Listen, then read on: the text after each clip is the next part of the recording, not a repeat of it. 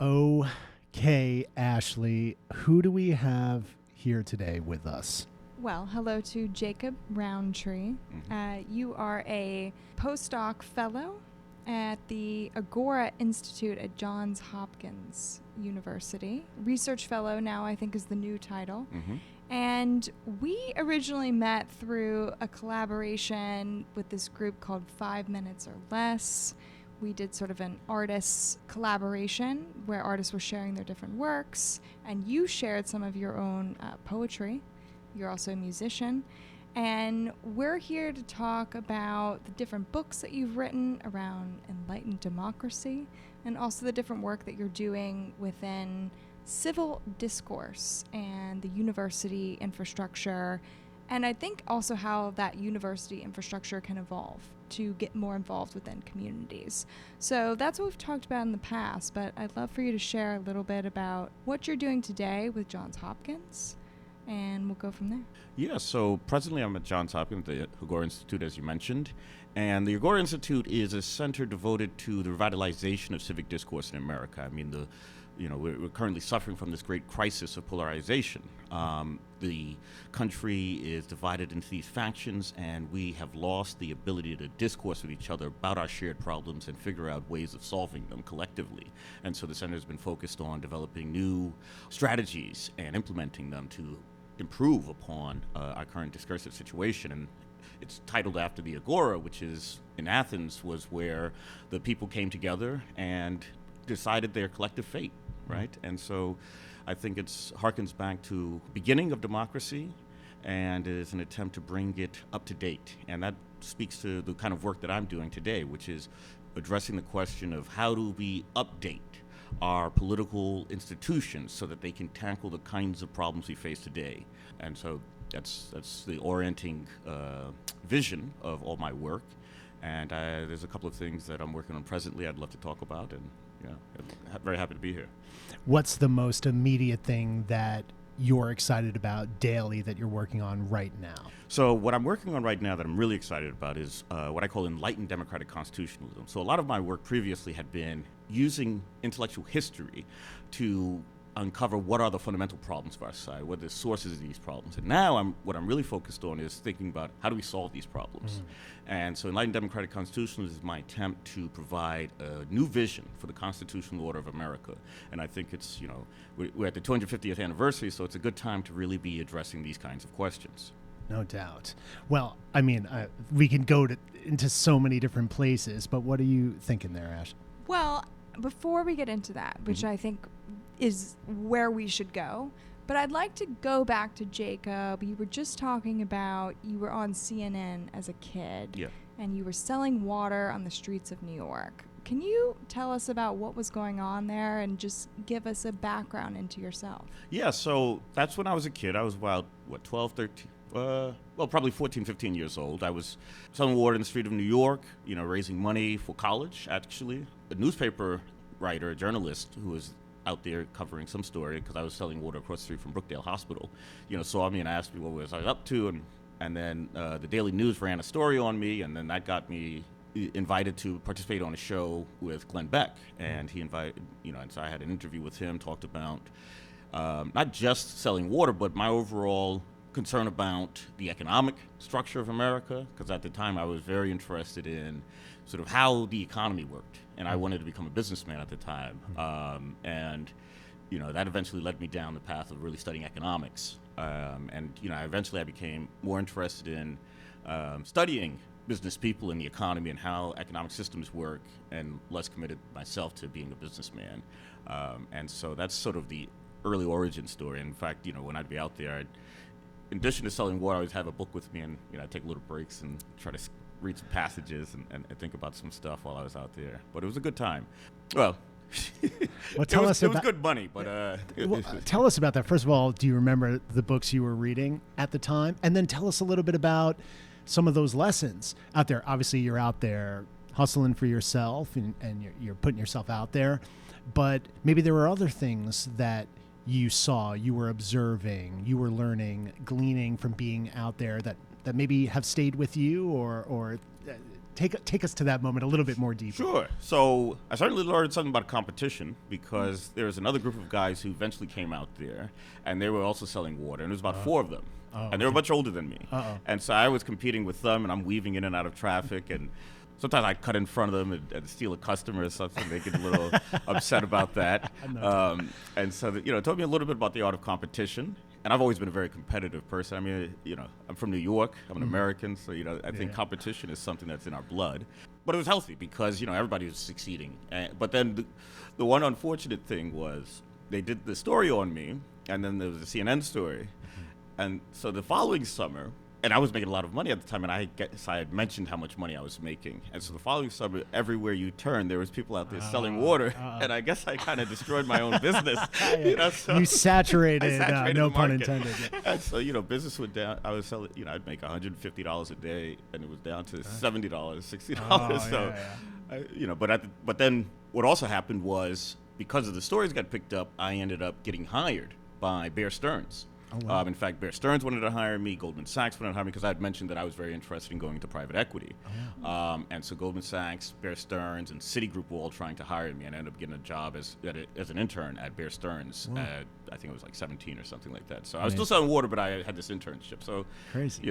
It worked out. That's amazing. All right, well, tell us quickly, do you remember any of those books you were dipping into? Yeah, so one of the ones that I was really interested at the time was a book called The Conflict of Visions by Thomas Sowell, and it basically analyzes the 2 different paradigms of thought that have dominated in the modern world. One is called the constrained vision, and one's called the unconstrained vision.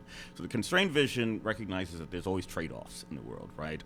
You can never have perfect solutions. All you can do is trying to reform things around the edges, and you have to take into account that human nature is fallible and flawed, and you can't have perfect human beings, you can't have perfect solutions, whereas the unconstrained vision is one that thinks in terms of perfect solutions, a radical, utopian orientation to the world. And I found that book very fascinating, and it's what inspired me to get into intellectual history eventually, is being able to tell those kinds of stories about how long developments in the tradition, in how people have thought, have come to influence our politics, because the unconstrained and the constrained vision have informed distinct politics. One, of course, the conservative, have been more influenced by the constrained vision, whereas radical socialists have been more influenced by the unconstrained vision. And so I love unpacking those stories of how we've come to think and act politically.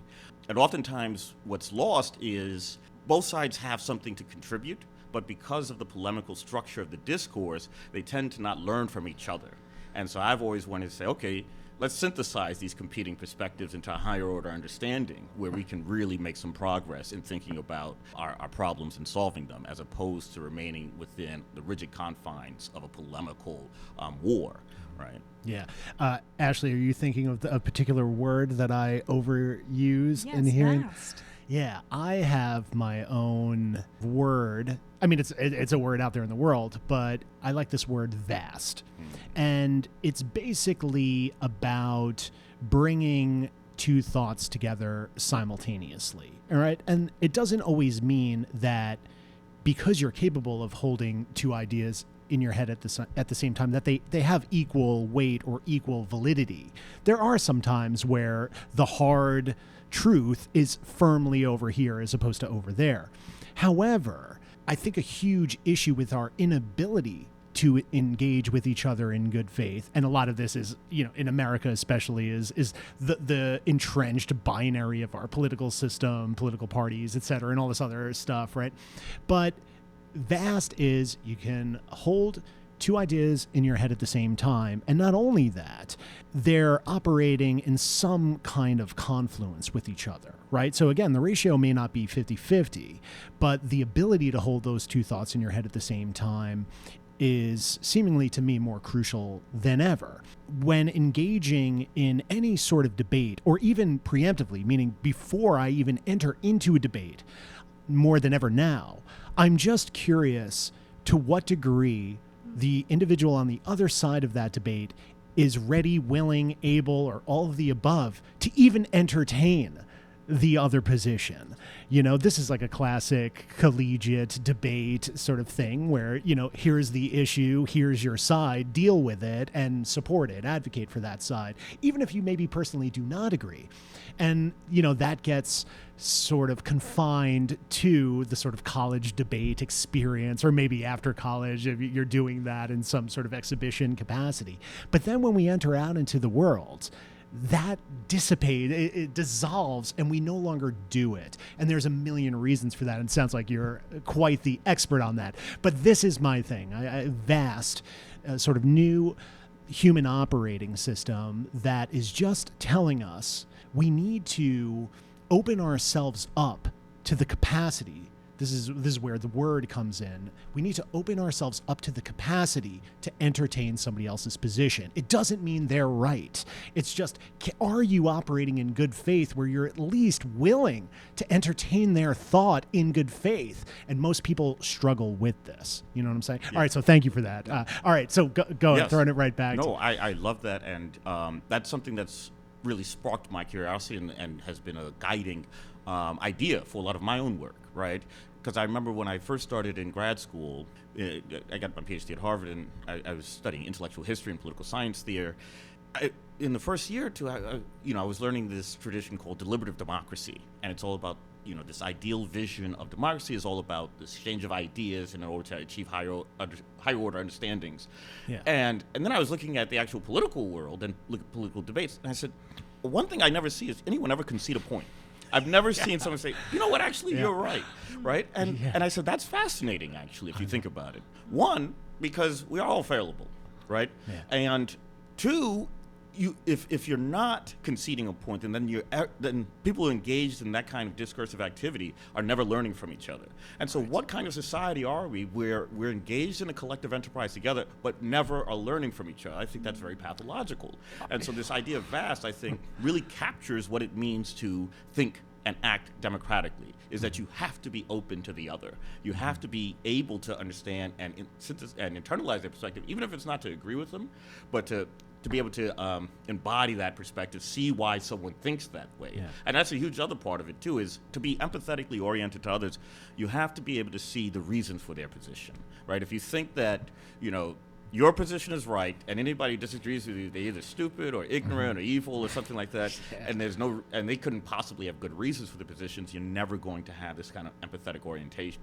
And so to have that, you have to really think about why. And that's also why I had gotten into intellectual history. I want to understand why people think the way they do, what reasons they would give for their positions. And usually they have very good reasons. Even if they end up, falling apart under critical analysis, there's reasons anyone has a position. And it's not just because I just want to be a bad guy, right? Yeah. Yeah, I think on one hand, and this often happens, right, is a topic, an issue, on the spectrum of contentious or inflammatory or absolutely insane or whatever. But let's say a topic gets floated. Not always, but let's say people start with the topic and start engaging with the topic. And something I found is the topic which seems external to the individual or individuals can sometimes become very personal, very internalized. This is very important to me and my family and my experience. And all of those things are valid. It's just to what degree do those things prevent you from arriving at a shared mutual consensus? We were having this conversation with a gentleman who is on a much earlier podcast, Heim, which is, it seems to me that the nature of the universe is, and this is sort of within general, maybe like reproductive, heteronormative things, but two individuals come together, they reproduce, the genome complexifies, they're sharing all this information, and then they produce something that is hopefully, but usually just based on the science, sort of additive. It is a more complex addition moving forward. So it seems like the larger algorithm of the universe, what the universe sort of smiles at, is like two seemingly separate things coming together to create something that is a combination of the two, but also a synthesis of the two. we want to come together and we want to produce a new idea, a new thought. So I think when people are so deeply siloed, entrenched, and combative, it's antithetical to the nature of the world, of the universe itself. And I think that's where people, even themselves, get frustrated, not just frustrated with who they're debating against, but internally frustrated because they know the way they're operating is wildly counterproductive. They know this deeply, and it's that feeling that often comes into conflict with, not only the truth, but internally, psychologically, emotionally, spiritually, physically. They know it's usually eating them up inside, right? All right, so I mean, no, it's true. I did, yeah. Jay, I understood, your expertise, but I'm gonna have to chill because this is like my number one thing. So I'm very excited. I'm gonna cool it and take it down, but I'm so excited to have this conversation. I think it's the most important conversation. And the last thing I'll say is, not the last thing I'm gonna say on this podcast, but for a while I'm gonna try, is good faith. Yes. Right? It's like, are you entering into the conversation in good faith?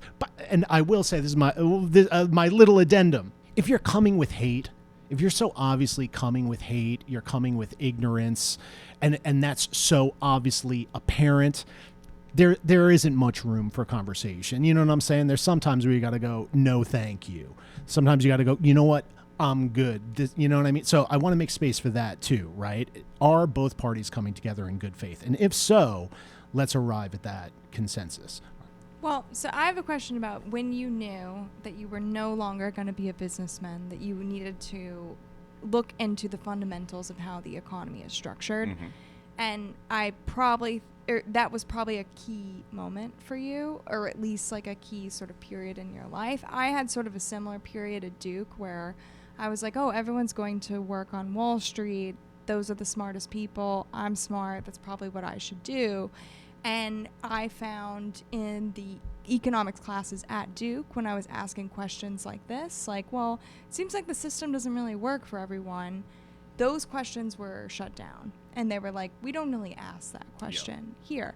And that is what kind of put me on my path, and I attribute everything back to that moment of making a decision like, no, I'm not really going to put the blinders on. I'm going to continue to dive into what seems true to me. So I'd love for you to take us back to those moments for yourself.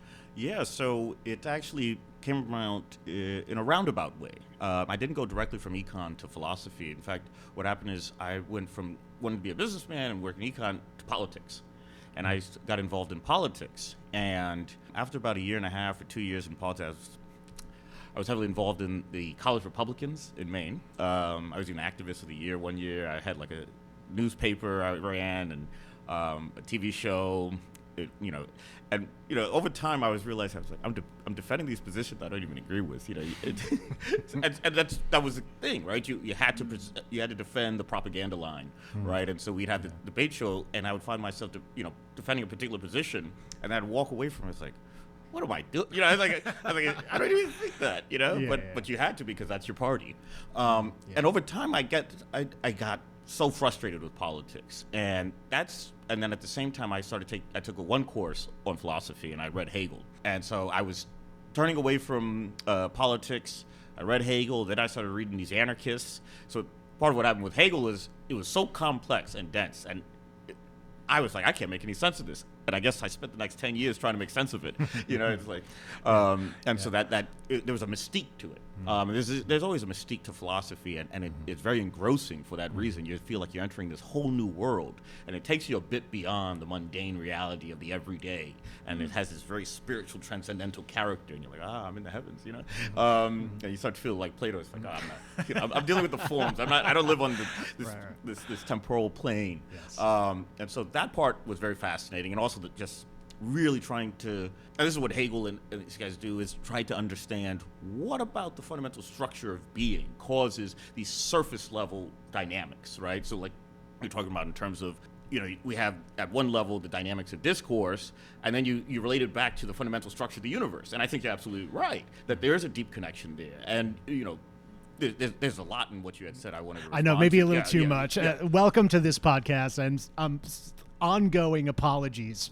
No, please don't apologize, because actually, three things actually. One is people do when you walk away from a fight, our aggressive argument, no one feels good about it. Yeah. It's like, I'm glad I did that. Yeah. You always feel bad. You're like, Yeah. it really is a turnoff for yourself. And I think you're right. There's something fundamentally inconsistent with our spiritual nature, with our nature as human beings and our connection with the universe that turns us off, right? It's anti-creative, and creativity is the essence of life, right? Mm-hmm. That's the only way in which you sustain and continue to grow, is being creative. Right. Second is when you're, and this is why I distinguish between discourse and debate. Debate is just a clash of opinions and doesn't go anywhere. It's just like, we're just, it's war and it's destructive. Whereas this discourse, you say something and then it's, that inspired me, and now I'm thinking about something else, and now we're growing and we're actually saying things that we hadn't even thought of saying before. And that's really what innovation is. Yeah. And like you said, look at the economy, right? The division of labor is people coming together and achieving new things together, and it's the source of like this immense amount of wealth and power that we have as a society. And then you look at politics, and it's like the very principle that structures our economy is not operative there, right? It's not people coming together and solving problems together. I mean, that does happen, right? That's part of it, but a lot of it is also just warfare. And so how do we overcome this just clashing and regressive tendency and adopt a more progressive, constructive tendency? And this last point about good faith, there's this book that I've read by this guy, C. Douglas Loomis, called Radical Democracy. And his basic idea is the essence of democracy is trusting in others. And so when you talk about good faith, you have to have a trust in your fellow citizens that we're all in this together, and everybody's trying to contribute to solving these problems together. And when you take that orientation, then when you see difference of opinions, you see an opportunity to achieve something new. Right. Yeah, totally. Yeah, and not to totally get off course, but the lack of trust, civilization, however you sort of define it, there's always been ebbs and flows as it pertains to trust, and the degree of trust, but in economics, in politics, in arts and culture, in whatever, but there is a moment right now. And, we're in the United States. We live in a sort of globalized world to a large degree, but sort of here in the United States, if we're talking about politics, and I'm not sort of being partisan, I'm just trying to take the temperature of trust in this moment when we're thinking about artificial intelligence, our administration, our military and their actions in confluence with other nations. The climate of trust currently, especially in the United States, is tenuous at best, right? So it's like, how do we reclaim trust? So I think you're absolutely right that trust has broken down considerably. Trust between citizens, trust regarding our institutions has been broken down, and scholars have been investigating this for years. But a couple of things. First, trust is absolutely essential to a working society. Trust is what secures these bonds that we have with each other. And the more complex your society is, the more complex your problems are, the more linkages among persons you require in order to deal with those problems, right? You need, the more complex the problem, more information processors you need, and you need them to be working together. And like you said, when the trust breaks down, the willingness to work together also breaks down, right? You're not going to work with someone you don't trust. And so if we're not working together, then the problems that we have persist and get worse. And then people lose even more trust in the system because it's failing them, and we see that, right? Yeah. People say Congress does nothing, but then people also don't trust Congress to do anything, right? That's a catch-22. Exactly. Right, and at the same time, inequality is a huge factor here. When there is a significant gap between those who make decisions and those who are affected by decisions, not only are those who make decisions going to be unresponsive to the needs of the people they're affecting, but the people who are being affected by these powerful people don't have insight into why these decisions are being made. They don't have any control over these processes that are, affecting their lives. And a breakdown occurs. And so inequality is also a problem of trust. And so the growing inequality that we have inside is also corresponds to a growing distrust between the ruling class and the people.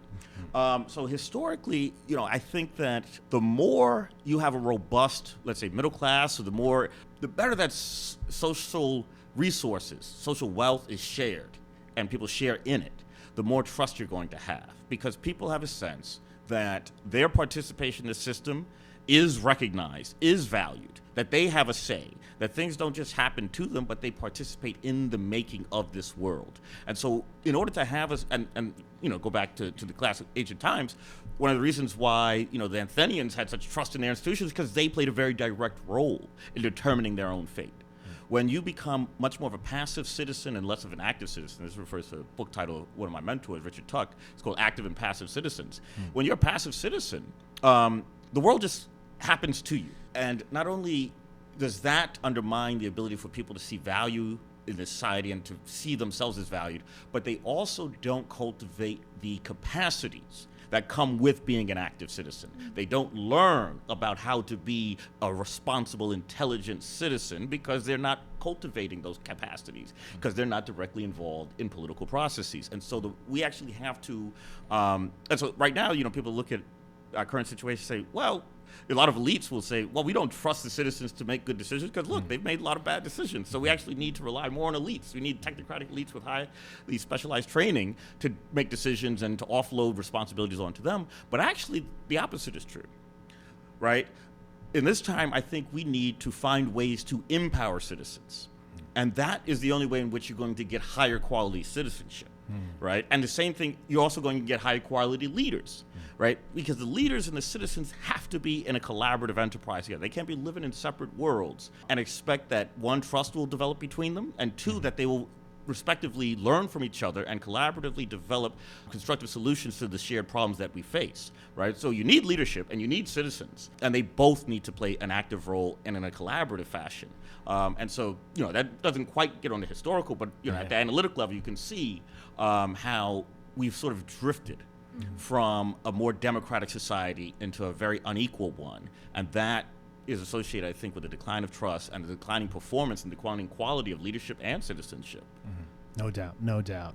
Ashley, what are you thinking? Yeah, and so I think the last time we spoke, you were talking about the higher education system starting to address this problem, and the Agora Institute potentially being like one node within a larger network of other institutions that are developing sort of civil engagement laboratories, if you will. So I would love for you to just describe a little bit about what your view is of that new movement, and where also you think, what role you're playing now within it, and then where you see that going. Great question. So there was recently a Yale report on the state of higher education, and one of the reasons for it and one of the big findings of the report is that the American public is highly alienated from the university system, right? A lot of people don't see what the value is, what the return to the people are for all the wealth and power and tax-exempt status that these universities enjoy, right? Harvard has $50 billion in its endowment. They have trillions of dollars ultimately under their control. They receive hundreds of billions of dollars in research funds. They train what becomes the ruling class. And then people wonder, okay, but what are they doing for us? And there's also a growing anti-intellectualism in our culture, and you see a lot of conspiracy theorizing. People now think the earth is flat. You can't trust the scientists. They're all liars. And so this alienation problem is very significant because it can lead to the collapse of our civilization. If we lose trust in our intellectual class and we abandon reason, we're done. There's a trust cliff. Yes. And we're about to fall off it. I talk a lot about kill curves, when it just starts going, we're losing trust, so maneuvers are such that it actually further erodes trust, and before you know it, it falls off. So it's how do you right the ship? How do you course correct the trust kill curve? Yes. And so I'll say one thing about that. So I used to have this quote of my own that I would say is everything's stable until it's not. And we also operate on this illusion. And when Obama was president... Were you telling him about me? There was a period when Obama was president where I think a lot of people, particularly, in elite liberal circles, people like us, were like, this is very stable. Things seem pretty good. And also in the 90s with Clinton president, so they got really comfortable. So to think about some of the solutions that these higher education institutions have been coming up with. So one thing they've been doing is building all these civic centers. And this has actually been driven by two forces. One, Republicans in state houses in a lot of states have pushed forward the establishment of these civic centers in order for students to learn about our founding and the founding principles. And it's really an attempt to sort of get people to have an appreciative understanding of our constitutional order. Right? And then there's been another source of push, and this is coming more from the left, where it's, this idea is that we need to cultivate a more interactive, discursive environment. We want people to be able to speak across difference, right? So this is an attempt to overcome partisanship and the polarization problem. So there's been a big push for that. You have these civic centers sprouting up, and now there's I can't last count of like 50, 60 of them, right? Wow. And every day there's a new one. Are they aware of each other? Is there any through line between them? Yes, that's a great question. And so that's one of the things I want to work on. So they are aware of each other, but they've also developed so fast that, there's not any institutionalized system of connection among them. They haven't really started to coordinate, but they do have certain institutions through which they interact. One, just the academic network itself. Academics have conferences and they all come together and they talk about things. Two, there's people that, institutions like AEI that, coordinate with these different leaders from these different centers. But a couple of things I'll say. One is, and this goes to the limitations on these centers, is that they've primarily been insular academic institutions. They've hired faculty who, write papers, teach classes, speak to each other.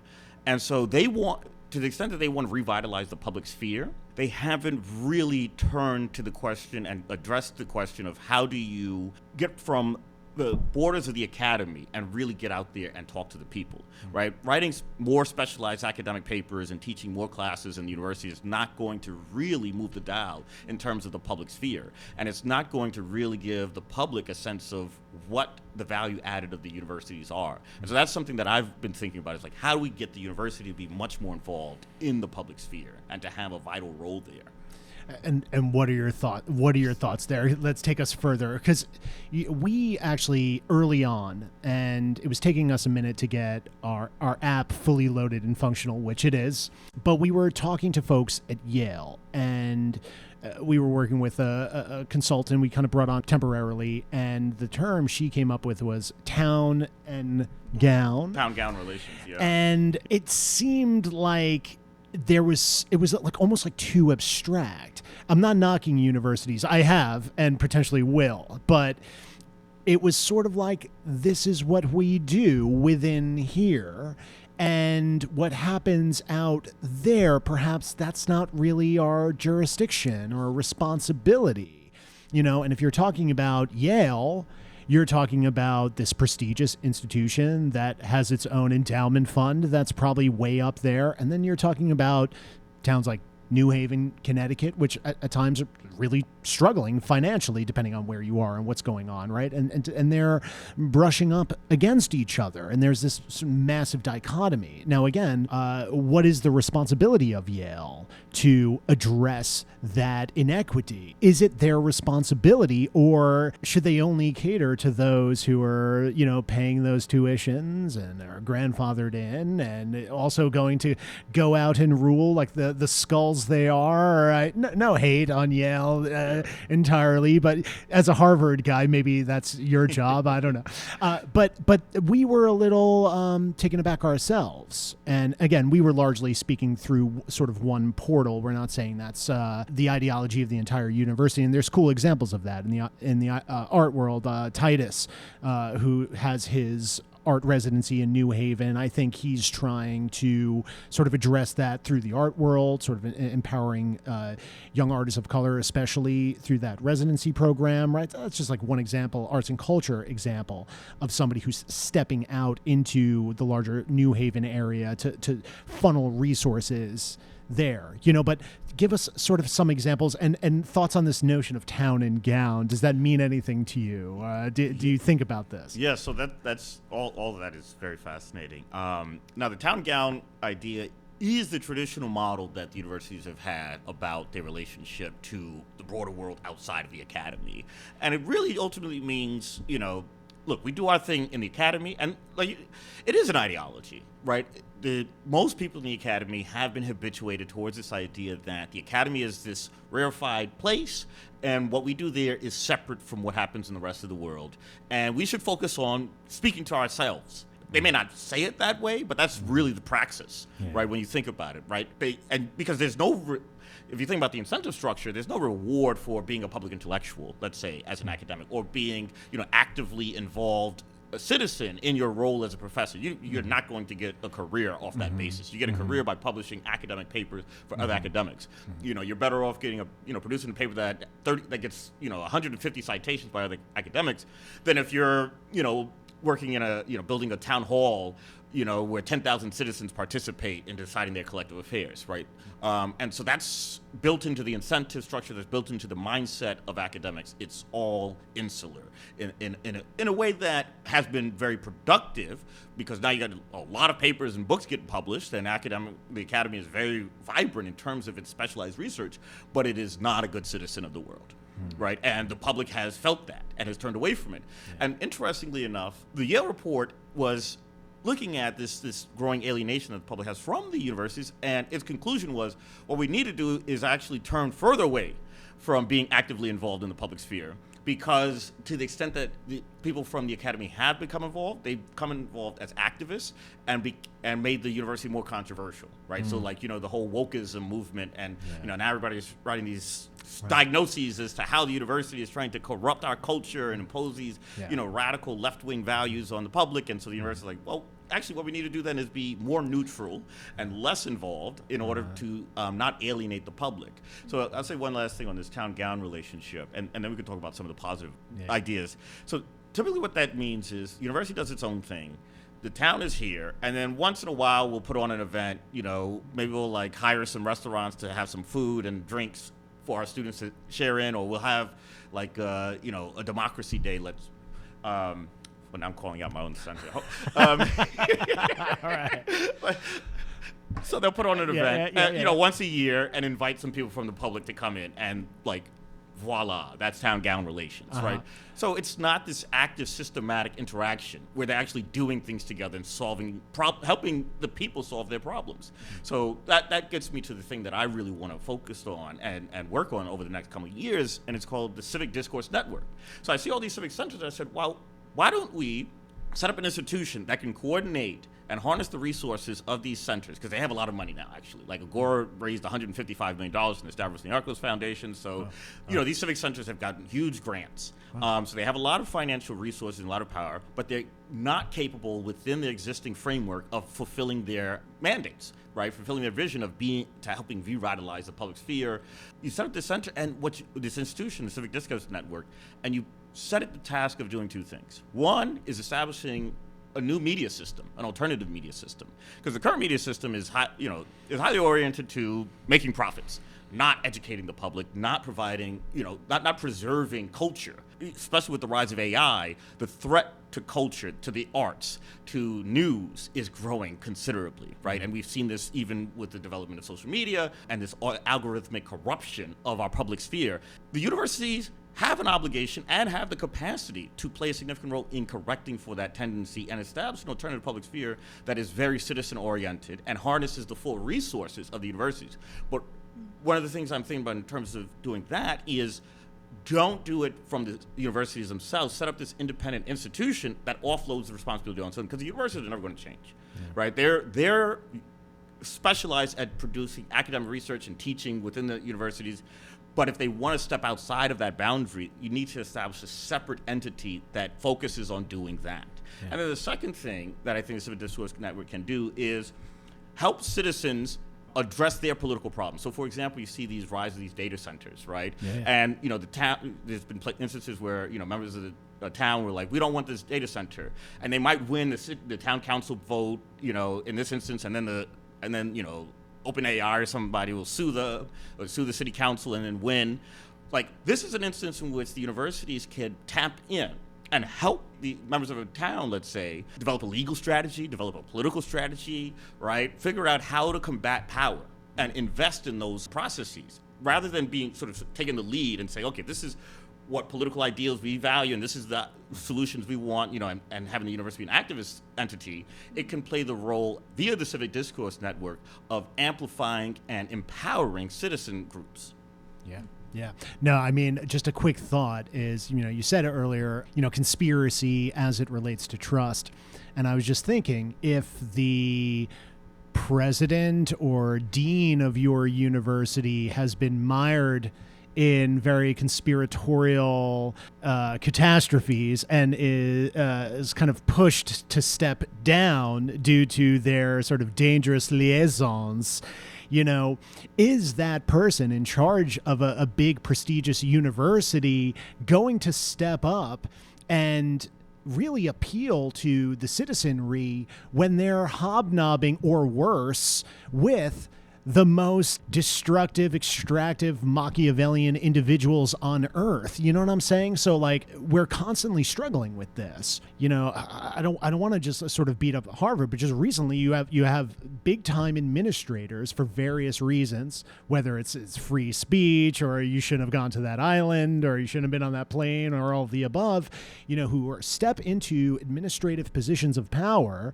and, oh man, they plagiarized that thing or they did this, and their trust further erodes. So there is a layer of woke indoctrination or this or that, and a lot of that can be overblown. A lot of that's very real, but you're talking about people wherever they fall on the political spectrum abusing power, neglecting it, misappropriating that power, and then sort of trust further erodes. So I'm just thinking about, these, and let's not get lost totally in the AI thing. Obviously, this is one of the most relevant sort of topics out there, but it's are leaders of institutions going to hold the line or at least disseminate information about a contentious issue like a data center being built? Do they truly have their own populace, their own citizenry's best interests in mind? Or are they actually part of the ruling class, whether they're, siloed behind their ivy walls or whatever?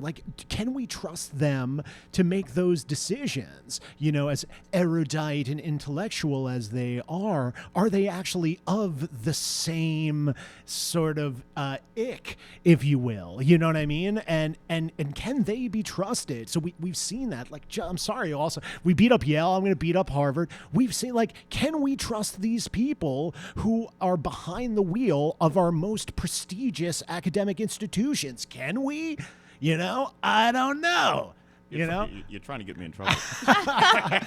These are all hypotheticals, by the way, right? Yeah, of course. You know what I mean? So I'm just saying, right. Some of the stuff is silly, and, we can have conversations hey, maybe you shouldn't have, worn that costume at Halloween, or, but was the reaction overblown? A lot of just that discourse was, a little bit much, right? In hindsight, seems like innocent times, But there are some serious questions about the role these people play, and do they have our best interest in mind, and how is that sort of trust reclaimed? All right, I had to get that out because I think what we've seen, and we can talk about how much I don't think we landed on the moon. Just kidding, I think we did, but there are things that were relegated or ghettoized to the realm of conspiracy theory that have way more than a kernel of truth. And I just want to back up valid reasons why American citizens, especially, if not global citizens, are struggling with issues of trust, whether it's academia or politics, economics, etc., right? Technology. Well, it maybe could be said that there is a vacuum of leadership within these institutions. And in that vacuum of leadership, and that's probably true not just within academia, but in general, and we're looking for people to step up right now and say, hey, this is sort of what it is now. It's integrity. It's acting transparently. It's acting in the best interest of the collective. It's reconciling differences, synthesizing them into something else, And when there's a vacuum of leadership within those institutions that have these huge endowments or that have these existing network of resources, what does it look like to step forward as a leader within these institutions? Well, I think we have to go to the fundamental issue here, which is, and so we have an absence or vacuum of responsible leadership. There's a lot of people who have power, right, and have authority in our society, but I think you're absolutely right that they're not acting in the best interest of the people, and there's no reason for us to believe that they would, because, and this is the essential issue, is we don't, as citizens, have much power. All the power is concentrated in the hands of elites. And it was designed that way in our society. The Constitution opens, "We the people," but that itself, that first line is a lie, right? It was written by a handful of men, very powerful, very rich, very white men, who wanted to ensure that the people had a very limited role, limited solely to legitimating an elite, right? To saying you have the right to have power, but to have basically no other power. In fact, James Madison says in one of the Federalist Papers that the people in their collective capacity are totally excluded from power in this society, right? And that's by design. And to the extent that the people are ever able to act, it's only by the mediating agency of elite-controlled structures, whether it's the political parties, or it's the academy, or it's the media, it's the Senate. It's all elite-controlled. And, one of the funny things is, and we don't think about this, but our entire political system is owned by two private organizations, or majority of it, right? The Republican Party and the Democratic Party aren't established by the Constitution. They're private associations of a small number of people. And they own Congress, the White House, the Supreme Court, all the state houses, all the governorships, etc. And what recourse do we have when these people mess up, when they violate our interests? What means do we have to act to ensure that the common good is pursued by the people who are in charge? Nothing really, right? You can go vote, right? But what does a vote do? You say, okay, we'll get rid of this elite and put another elite in charge. Yeah. But they have, and this is where the conspiracy theory comes in, which is they are conspiring together to control things for their benefit. Yes. And everything is done to ensure that their power is reproduced and augmented. And so when people start to say, well, I don't trust anything they say, well, there's a good reason for that. Right? Because there's nothing that we can do to ensure that they tell the truth. There's no reason why they have to tell the truth, right? And so once that trust starts to break down, all the good things that are associated with these institutions that they control, we lose trust in it as well, right? So, all the scientific research that's being conducted at Harvard, let's say, or Yale, the public loses trust in that because the people at the top, aren't ones that you can have any faith in. So the question becomes, how do we rebalance the structure of power? That's the only way we can really make some progress on these issues. The elites have constantly taken up this question of trust, and they're concerned about it from their own standpoint. They're like, how do we get the people to trust in us again?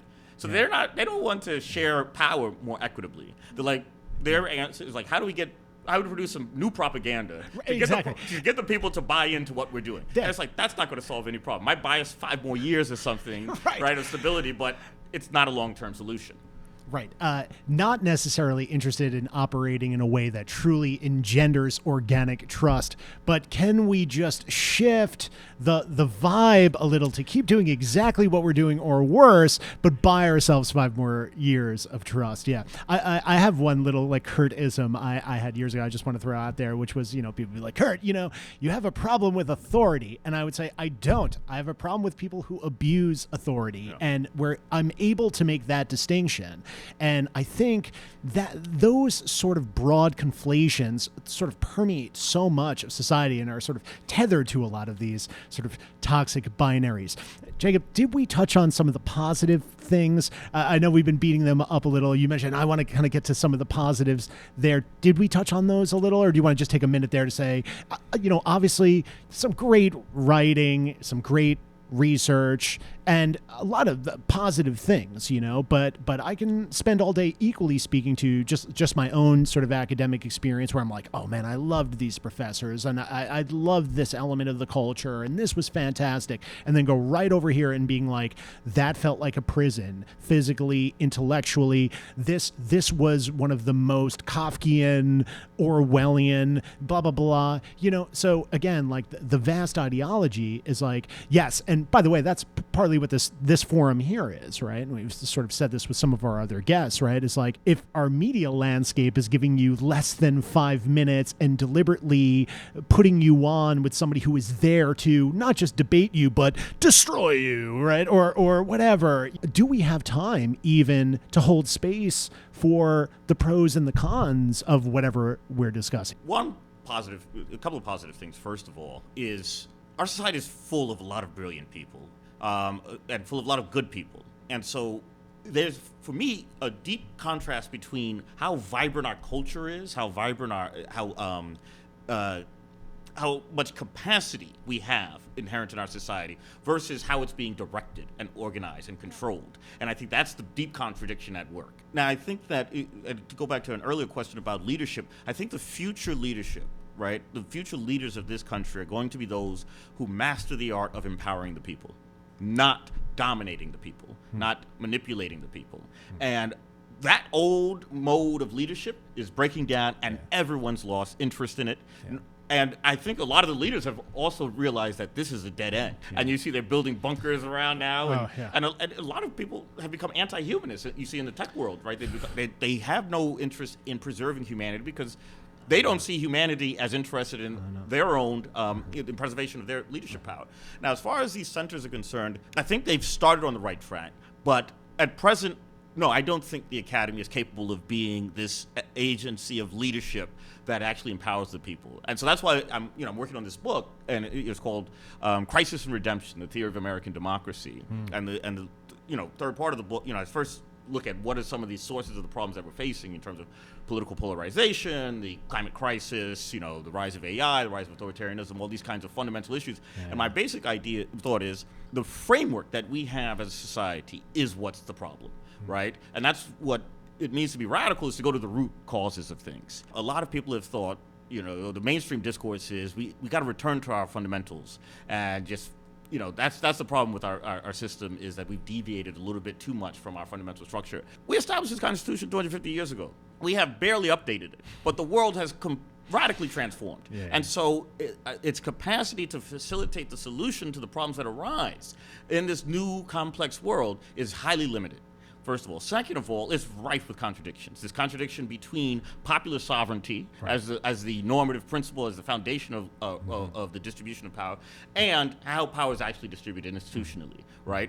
All of it is concentrated in the hands of elites, but the people are claimed to be the sovereign authority over our society, and it's not true. So my question is, how do we actually ensure that the people are the ultimate sovereigns and from that basis can actually rule?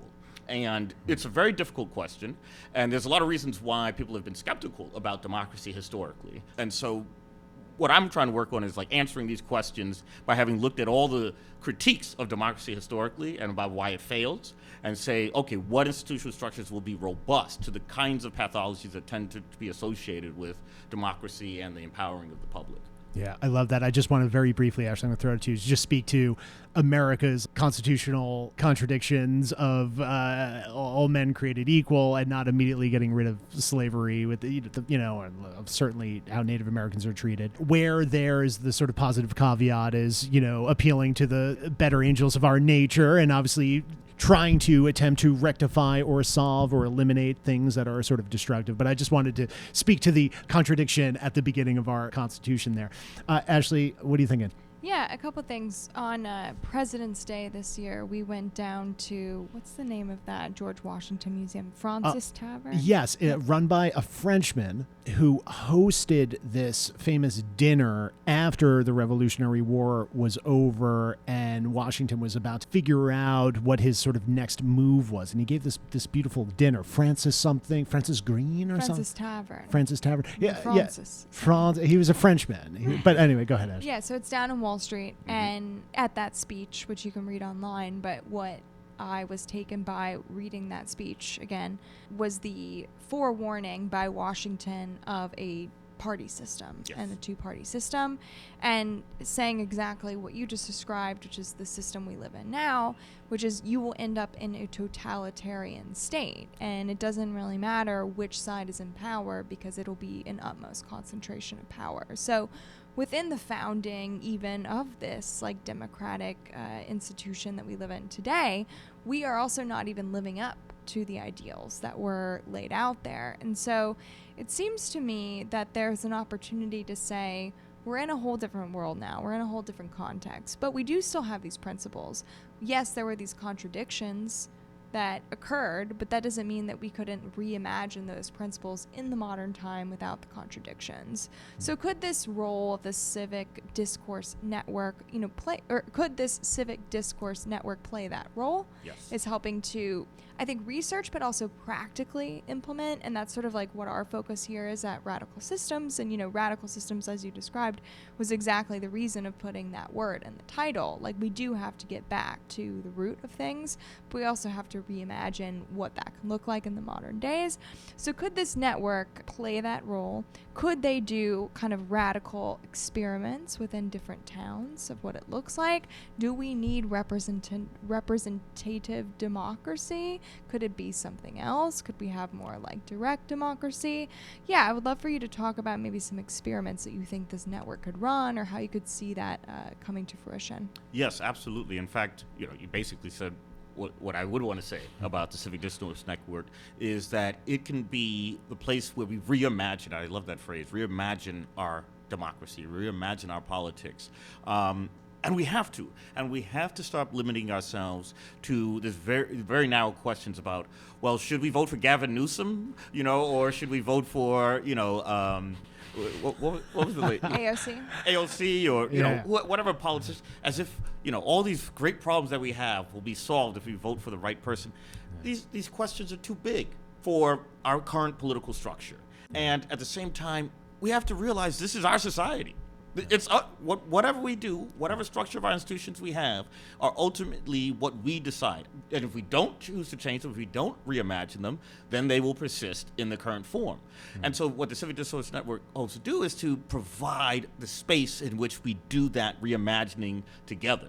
Now, I have my own particular vision, right, about how you do that, because I'm a grand theorist, so, it's got to be big. But there's also, and this is why I love your show, there's a lot of work and thinking going on at more local levels, right, where people are addressing direct problems that they have in their communities. And I think one of the things you want to do with the Civic Discourse Network is broadcast and show how much innovative work is going on at the local level, and then not only talk about, but work on scaling it up. Right? And so the Civic Discourse Network would play a role not only of enhancing the discourse about our society, but also providing a space in which people could work together to solve these problems, like turning the new ideas that are being generated into new solutions, to new ways of doing things. And we have to do that because I think we face an existential crisis, right? I mean, you listen to some of these tech CEOs, and they tell you, yeah, we're developing these AI systems that will likely kill all of humanity. And it's like people just walk, it's like, okay. But whoever got to decide that, we want to live in this world, we don't have any say. Right? And so much of our lives, we sit back and we just watch things happen to us. Right now, we're bombing Iran. We spend $20 billion on that. And here's another thing. We have so much resources, so much power in the society. And it's all a function of our collective agency, right? Everything that America has is a function of what its citizens do. So we spend $20 billion in Iran bombing, the people that are killing them.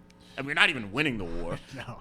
But I was just at the Tribeca Film Festival, and I was imagining, I said, we could have made 20,000 $1 million films with that money. Think about that. Right? We could have put the entire industry to work for 5 years, 10 years. You know what I mean? That's one example of a million ways to appropriately allocate these funds. We need to really reimagine how we use our power, because here's the thing. If you don't think and act responsibly with immense amount of power, it's going to be abused. It's going to function in a destructive way. And if you allow only people who are obsessed with having power to decide these questions, then it's all going to function in service of them accumulating more power. And the disconnect between leadership and citizens is a function of they aren't organically tied together in ways in which citizens can call politicians out and hold them to account effectively, right? Just being able to choose between who your master is no way to really be a citizen. You're still a slave. You're just a slave who has a choice. Right. Yeah. First of all, you said a phrase that might be sort of tethered to your new book, which was ultimate sovereigns, or like an ultimate sovereignty. Yeah. And I just have the thought of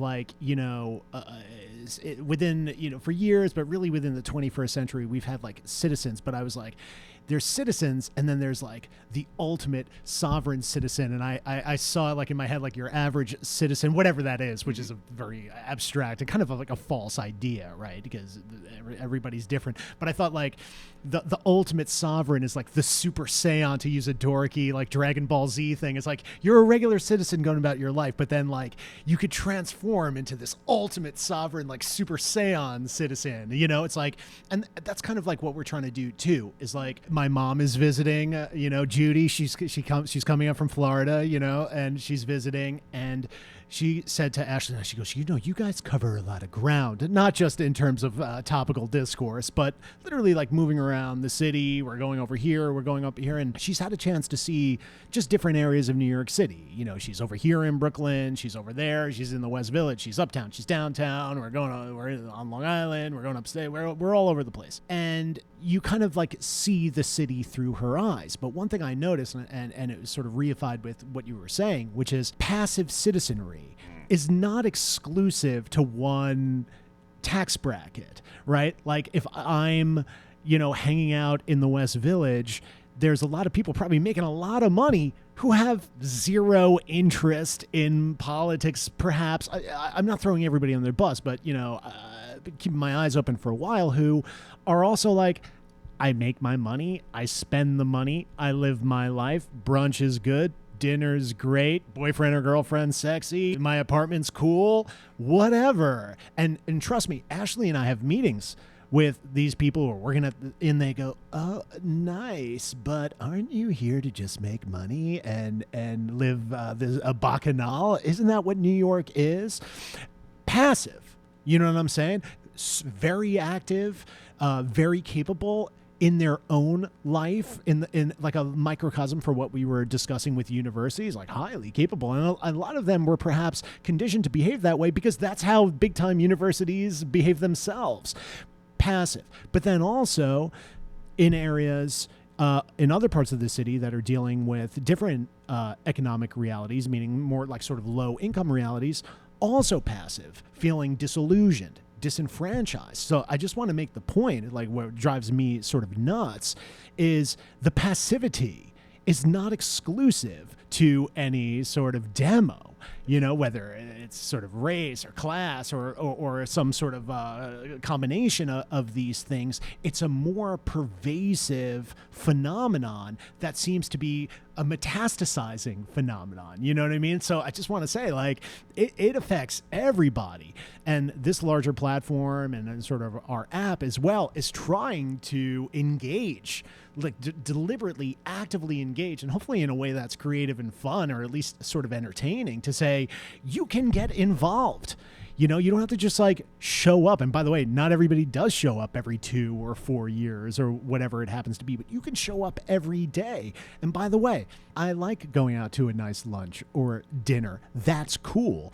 But like, there might be that one weekend, there might be that thing where it's like, maybe I can reorient myself to engage in my community in a way that is new for me. But like, Ashley, like, back me up. Like, we'll have meetings and it's just like, were we like talking to, a mannequin during that? You know what I mean? Like, it just glazed over. Like, what are you guys doing? You're helping people. Ashley went to a meeting the other day, and on the way out, this woman made a comment to her about civic impact. Do you recall this? Ashley was leaving a meeting and was explaining good standing, and was like, you do remember? Oh, yeah. So she said, oh, impact, that was a cool phenomenon, or that was a cool fad for a moment. And I was like, what do you mean, But yeah, to some people, the idea of showing up in community is foreign. Yes. It is something where if they are political at all, it's only relegated to how do I vote. It has nothing to do with what else I do within my life. I do also think that's deliberate by the constructs of our society, where they want you to be passive. And I also think that for a lot of people who work in a lot of jobs or institutions, it's better for them to not have to think. Mm-hmm. So they're like, oh, I vote this way or I do that, and then I don't have to think about these larger issues. So I do think that the challenge, but also the opportunity, is to develop a different way of being a citizen, where it's about your direct engagement and involvement within the community. That's what we were trying to get at with our original proposal in sort of the Yale context, was like, well, could these institutions be the infrastructure that connects people all over the university system within local problems and sort of like create that glue between them? So I think that's something where perhaps like we're arriving in terms of our collaboration, which is often happening on this show, is like, where could this go next, you know? And what could be sort of a standard of engagement on the university campus and how that dovetails into civic life. So as you're writing your next book, what is the process like? What are you still working on? When are you getting it out? What are your next steps? And what is most important for you in terms of, practically speaking, launching sort of a civic discourse network institution? Like, tell us like what the next steps are for you right now. Yeah, so all those comments were wonderful. Passive citizenship is a universal phenomenon. I remember, so I'll talk a little bit about some of the points that I'm trying to establish with the book and work backwards on how that connects with what I want the Civic Discourse Network to ultimately be. But I had this similar experience where I was presenting sort of 5 pillars for this enlightened democratic constitutionalism. It has this vision of what the new institutional structure of the society should be in order to empower the public.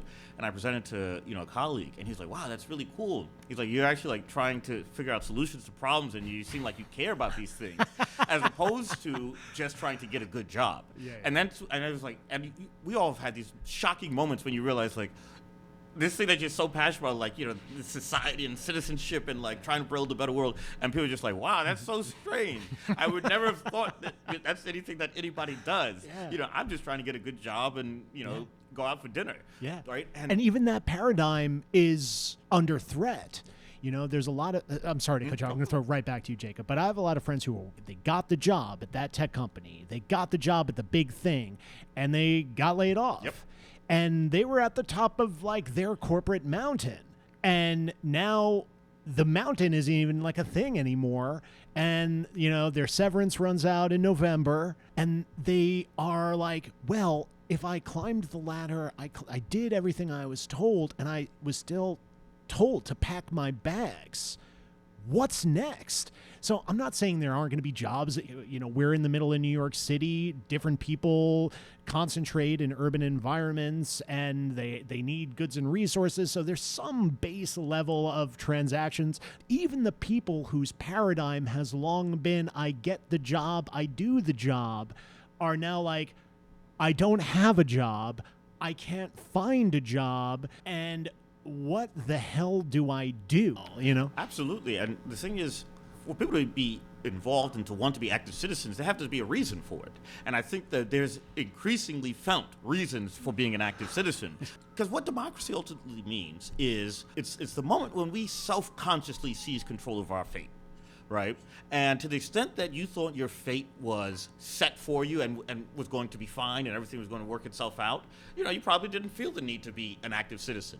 But now when things are precarious, when there seems like, the future is not guaranteed, that you have no idea what will come next, and your whole life can be thrown out of whack. Now it's like, oh, maybe we should actually try to do something about what happens in our world. And so I love this notion of Super Saiyan citizenship. Might have to take that one. Yeah, wrong with that. Yeah. Super Saiyan citizenship. And so this is my vision of Super Saiyan citizenship. I'll give a quick brief outline of the 5 pillars. So the first one is a regular revisiting of the Constitution. Like every 10 to 20 years. Jefferson had this idea that we should revisit the Constitution every generation. Right? The fundamental terms of our lives should be principles that we have settled on, right? Because what a constitution does is it sets out what our fundamental values are, what the basic distribution of power is, and we should determine that for ourselves. And every 20 years, we should revisit it. And the structure of revisiting has to be one in which, you send representatives to a deliberative body like Constitutional Assembly. They deliberate on what the terms are, and then it goes back to the groups who then ratify it. Then that gets me to my second point, which is what I call a federation of citizen unions, right? A system of citizens, and there would be about, these numbers are rough, 1,000 groupings of 300,000 citizens each. And what that would allow is for people to operate at a level of scale that they can have meaningful participation in their collective affairs. And then this gets to the third, and each of these groups would send a representative to the Constitutional Assembly. The third part is each of these groups would have about $50 billion in capital under their authority, which is about half of the total capital stock in the country. And so I'd want to transfer 50%, or half of the capital stock currently controlled by the top 10%, would transfer that to these groups. Because the wealth in our society is the product of the collective agency of everyone. In order for people to be able to have any effective agency, you need money. And you need organization. Yeah. That's how anything is done in a complex society. And so we need to transfer that to the people. And this is not to get rid of capitalism.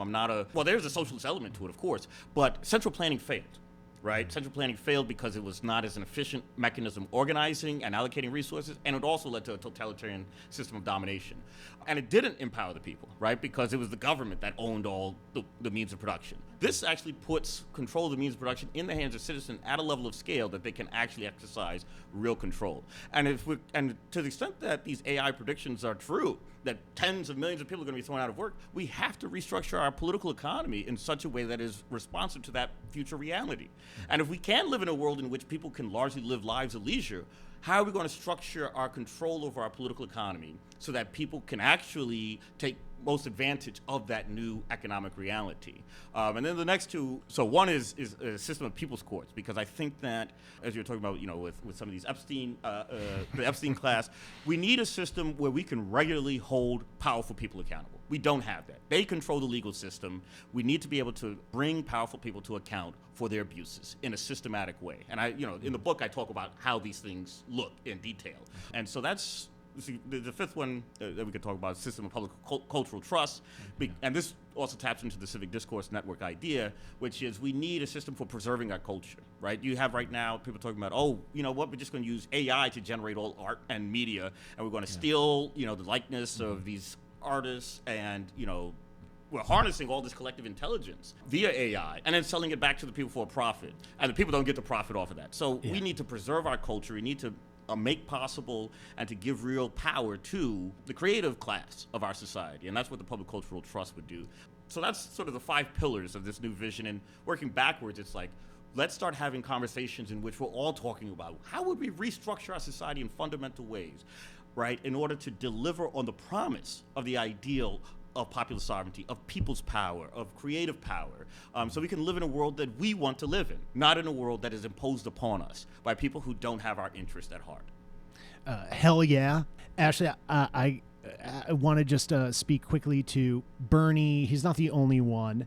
And I am interested in the two of you kind of like rewinding and just like looking at other models that just more generally like have intrigued you, whether it's like a time bank thing or universal basic income. A lot of these things seemingly on their own have struggled and all the. So I kind of want to just hear you guys just generally nerd out on that. Obviously, you just brought 5 pillars forward that seem to be the most sort of present and immediate sort of potential ideological and functional solutions to a lot of the things that plague us, right? But, Bernie just said AI companies need to disperse some of the profits to the citizenry. I think he put out like 50%. Yep. All right. What do you think of this? And will they actually do that?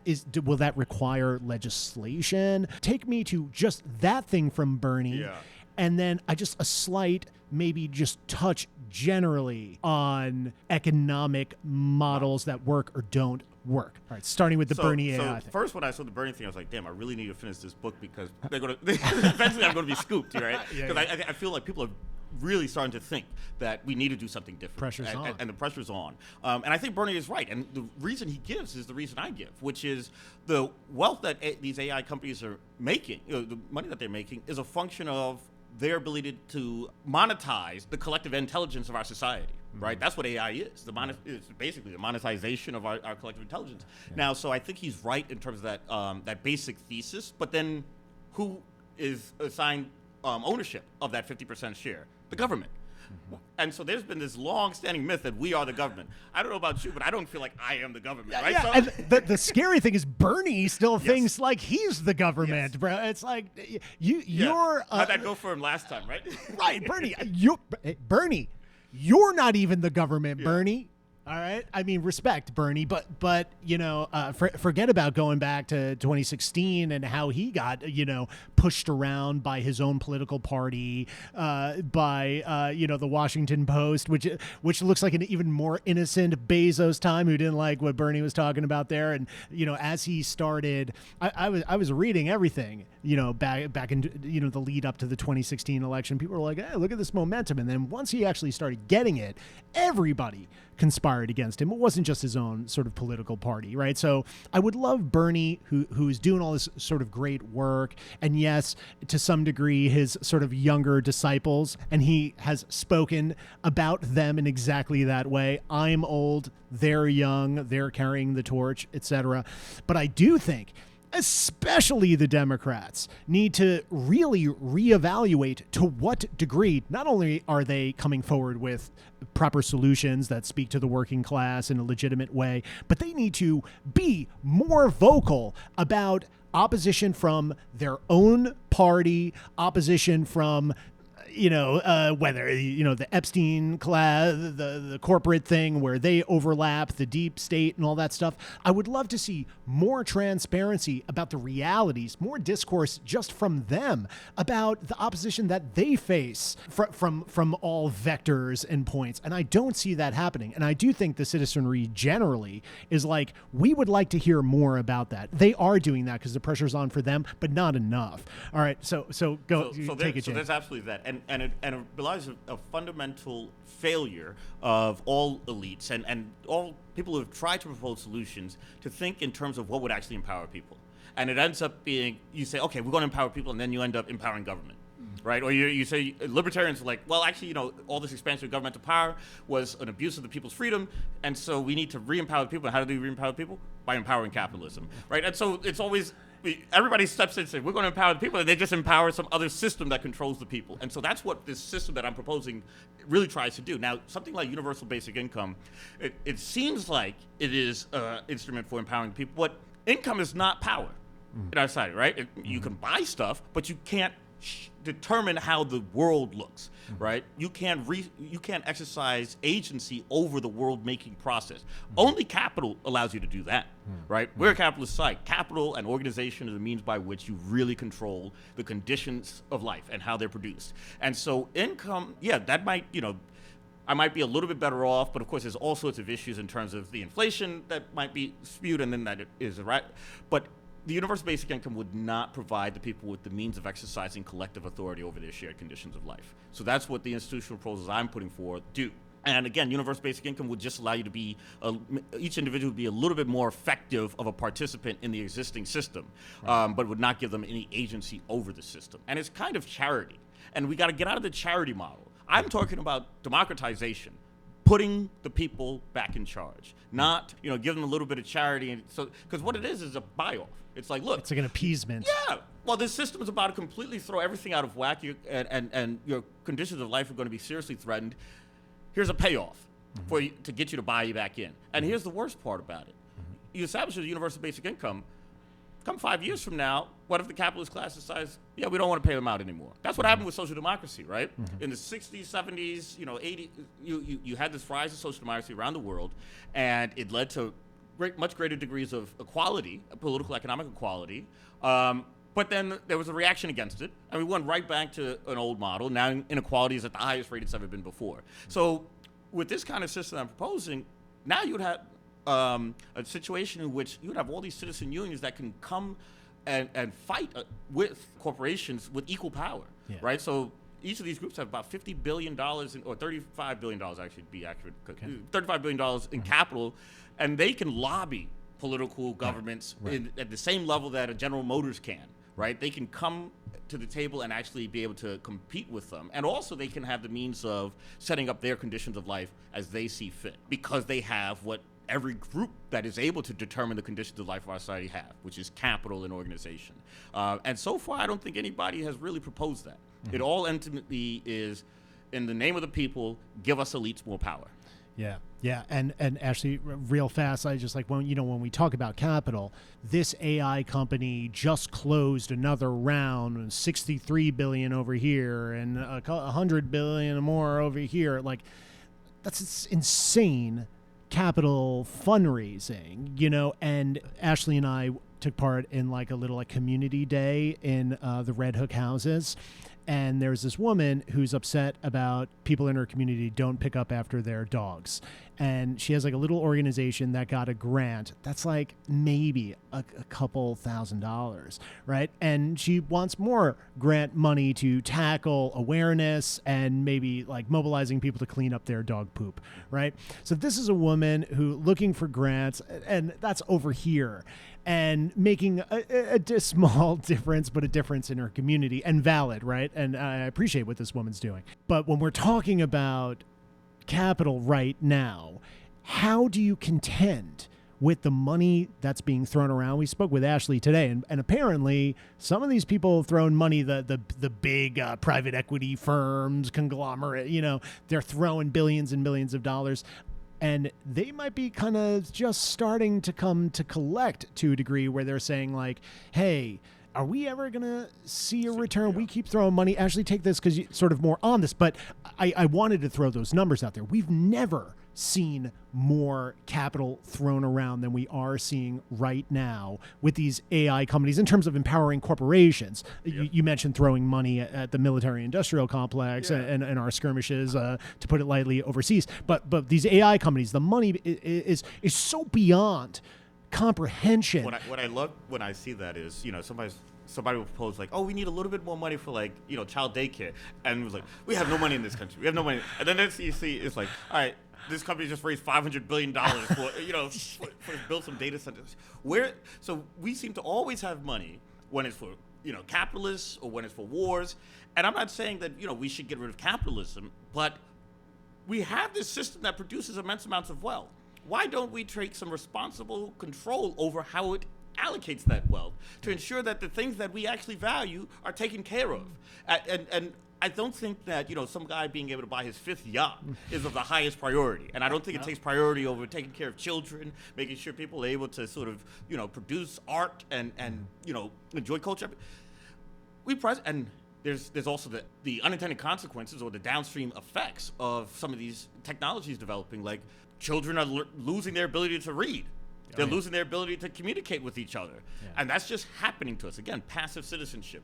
Did we ever decide that was okay? What means do we have to stop that kind of development? We need to restructure the distribution of power in our society so that we actually get to decide whether or not our kids are exposed to these kinds of technological developments in the ways that they are. And to what extent is our technological development conducted in such a way that it maximizes benefits to the people as opposed to maximizing profits for the elites?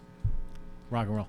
Yeah, I think another point to add is that when we are reallocating resources, how those resources are invested have to be held accountable in the same way that a company would look at how are we investing our resources and what return are we getting. So part of what's been fueling the breakdown of public funding right now is because a lot of public institutions were not producing returns. Like if we're funding public education and kids are failing exams as one example, or health care, if we're funding basically pharmaceutical companies, which are incentivized to keep people in a cycle of being sick and dependent, then yes, people are going to have a reaction against why are we using our taxpayer dollars in this way. So I think the other question is, how can we ensure that as we're moving towards, I think, a public collective interest to want to fund public institutions, but they have to be designed in a way that is showing that they are producing the social returns, which have an economic return. And I think this is the great kind of like experiment of our time. I think local should be the way that these things are piloted. I think a global network of local pilots of kind of civic infrastructure and how these programs are deployed is something that, I think we all know that we're building towards. And I hope that, this turns into something maybe where, we're involved in helping to shape that sort of collectively, but also, plugging in with other local people on the ground. So I would say we should stay tuned to, keep that going. I don't know if anyone has some closing thoughts. I just have one quick thing about that, because I kind of get it, but back in, I think like the fall of last year, there was a New York Times piece that was basically interviewing Zuckerberg's wife, Priscilla Chan, and she kind of runs the old Zuck Foundation, and they've thrown a lot of money around, okay, right? But one of the things was funding schools for low-income kids up and down like the Bay Area to California, and they closed this component. And this New York Times journalist, I suppose, asked the question, why did you close these things? And she says, they ran out of funding. And I was like, who ran out of money? It wasn't you. You know what I mean? Yeah. And where is that money going? It's going into new AI-fueled biomedical research, is what they said. And that does have the potential maybe to, deliver an ROI or whatever. But it was like, wait a second, New York Times, and I'll find that article, I hope. You didn't go, you don't have money to continue funding it? Like, I'm sure it's not nothing. I'm not funding those low-income schools up and down from the Bay Area, But at the same time, acting like the well has run dry is insane. And our most prestigious media institutions don't even ask that follow-up question, like, don't you have the money? The issue is there's no return on investment for philanthropy. You know what I mean? So why isn't the New York Times chomping at the bit to engage with you, and yes, perhaps somewhat selfishly engage with us to fire up their own initiative to tackle this great question of our time? And let me tell you, they're like biggest podcast. I tuned in. Who did they have on? They had on somebody the guy who ended up on the WhatsApp chain like a week into Pete Hegseth when he was like WhatsApping, but and the guy was like, am I supposed to be on this thing? You remember that? Like that. Yeah, that guy got interviewed on like the New York Times podcast, whatever, the Daily, is that what that is? Right. So I'm watching that and I'm like, yes, if I were the New York Times, I'd go after that guy too and interview that guy and say, what the hell was going on? How did you go about this? And why did you hold it off? So they interviewed that guy. And then I looked at who their sponsorship was. It was BlackRock. And I was like, okay, the New York Times is funded by these huge private equity firms. Like, are they going to turn around and investigate their maneuverings and where they're allocating capital, right? So I'm just saying, like, we're at a point now where it's not just, holding Glenn Beck accountable. Shout out to Glenn Beck. He's been a little sort of outside the larger political discourse for a while, and whatever, let's not get lost there. But are we even holding these big legacy institutions accountable? And not just around election time where we go, oh, it's mainstream legacy media versus podcast stuff. But it's like, yo, who's funding you? And I'm sorry, but if you're funded by BlackRock, you're not about to turn around and hold them accountable for where they're allocating money and who they're investing in. So let's be real about that. And of course, this is difficult for us right now. Bezos fired half his staff at the Washington Post. All right, so to keep a lot of these things going, and yes, there is good work being done here and there at these publications, but it's like, what are we doing as citizens to step in and try to deliver the truth when we know a lot of, these publications are compromised, and they deliberately attempt to sort of dismiss any kind of independent media so they can continue to do this. Then we'll be talking about Hegel and stuff. We don't need to talk about that. Okay. But I will say one last comment, and this reflects back on this last part of the discourse is, the two things that I think we need most right now is honesty and imagination. We need to be honest with how our society is actually structured and stop telling ourselves myths. Right? We got to stop saying, "Oh, the people did this," or "This is about the people." We don't have any power, right? And the reason why we have all the problems that we do is because we have not structured our society in ways that guarantee that the people are put first and that their interests are acted upon, because they don't have any real authority.